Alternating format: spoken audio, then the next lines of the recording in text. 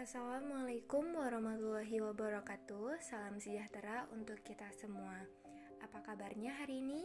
Semoga selalu dalam keadaan sehat dan selalu dalam lindungan Tuhan Yang Maha Esa.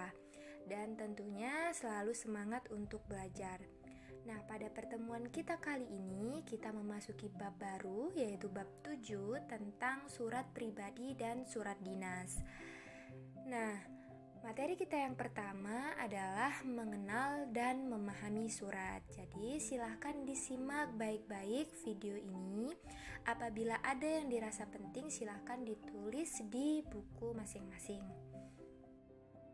Tentunya kalian semua sudah pernah ya yang namanya mengirim ataupun menerima surat.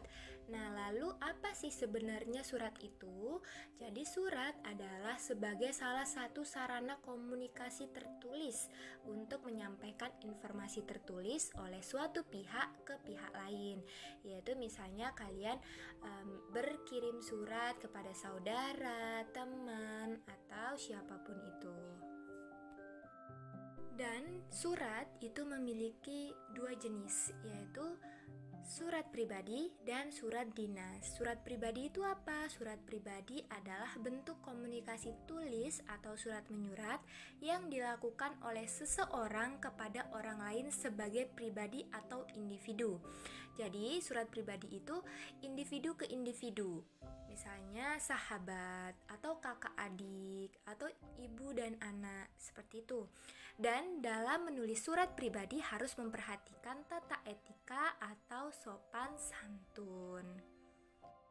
Sekarang mari kita perhatikan contoh surat pribadi berikut ini. Nah, ini ada contoh surat pribadi ya, bentuknya seperti itu.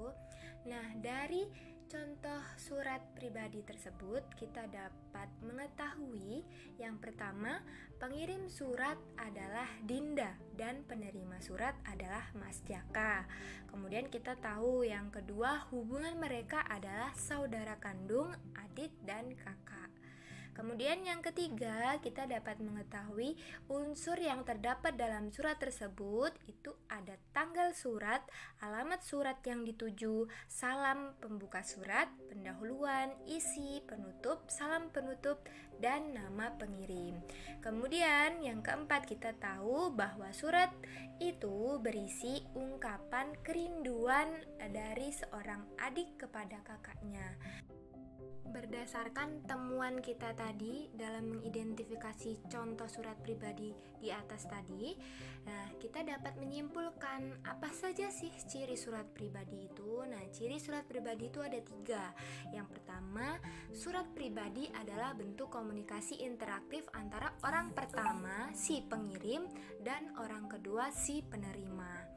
Nah, yang kedua, ciri yang kedua, surat pribadi berisi unsur tanggal surat, alamat surat, pembuka surat, pendahuluan, isi, dan penutup surat, serta nama pengirim surat atau juga tanda tangan. Dan yang ketiga, ciri yang ketiga ini, isi surat pribadi berkaitan dengan masalah pribadi, menanyakan kabar, keperluan pribadi, dan tujuan komunikasi pribadi yang lainnya. Selanjutnya, surat dinas. Surat dinas adalah surat yang ditulis dalam situasi formal dan untuk kepentingan formal. Surat dinas ini dapat ditulis oleh pribadi atau atas nama suatu lembaga pemerintahan, perusahaan, atau organisasi yang ditunjukkan kepada lembaga. Isi dalam surat dinas bersifat resmi. Jadi berbeda dengan surat pribadi tadi ya. Kalau surat pribadi menanyakan hal-hal yang bersifat pribadi, kalau surat dinas ini bersifat resmi. Mari kita perhatikan dengan seksama contoh surat dinas berikut ini. Silakan diperhatikan baik-baik. Nah, dari surat dinas tersebut kita dapat mengetahui yang pertama, pengirim surat dinas tersebut adalah SMP Negeri 15 Jakarta dan penerima surat adalah orang tua murid kelas 7. Dan yang kedua, pengirim surat dinas tersebut adalah instansi pendidikan, yaitu SMP Negeri 15, dan yang mendatangani adalah kepala sekolah. Dan yang ketiga, unsur dalam surat dinas yaitu ada kop surat, nomor surat, tanggal surat, lampiran, perihal alamat surat, salam pembuka, isi surat, salam penutup, tanda tangan pengirim surat, dan stempel. Dan yang keempat, isi surat bersifat kedinasan atau resmi dengan tujuan mensosialisasikan kegiatan dan peraturan sekolah. Dari hasil identifikasi kita tadi, kita dapat menyimpulkan ciri-ciri surat dinas. Jadi cirinya itu ada 4. Yang pertama, surat dinas berisi tentang keperluan kedinasan yang bersifat resmi. Yang kedua, struktur surat dinas itu ada kop surat, nomor surat, tanggal surat, lampiran, perihal, alamat surat, salam pembuka, isi surat, paragraf penutup, nama dan tanda tangan penulis surat. Kemudian yang ketiga, surat dinas hanya boleh ditulis oleh sebuah instansi atau lembaga kepada instansi lain atau juga boleh ke individu. Kemudian yang keempat, isi surat dinas berkaitan dengan topik kedinasan, tidak boleh menyangkut hal-hal yang pribadi. Nah, setelah kita mengetahui dan memahami apa itu surat pribadi, apa itu surat dinas, nah sekarang kita mencoba menyimpulkan isi surat pribadi dan surat dinas. Nah, langkah-langkah dalam menyimpulkan isi surat itu ada 5 langkah. Yang pertama, membaca isi surat secara keseluruhan. Yang kedua, memahami alasan penulis membuat surat. Yang ketiga, memahami alasan penulis membuat surat.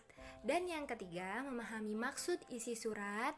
Dan yang keempat, mencatat kalimat-kalimat penting yang terdapat dalam isi surat. Nah, yang terakhir, menyusun catatan yang telah dibuat menjadi kesimpulan dengan bahasa yang singkat, jelas, dan padat. Nah, selanjutnya tugas. Tugas yang pertama, silakan kerjakanlah latihan memahami surat pribadi pada halaman 252. Ada di buku Bahasa Indonesia ya. Silakan nanti dicari kemudian dikerjakan. Dan yang kedua, tugasnya kerjakanlah latihan memahami surat dinas pada halaman 253.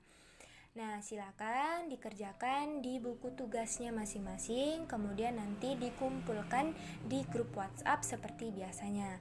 Selamat mengerjakan dan Ibu akhiri. Wassalamualaikum warahmatullahi wabarakatuh.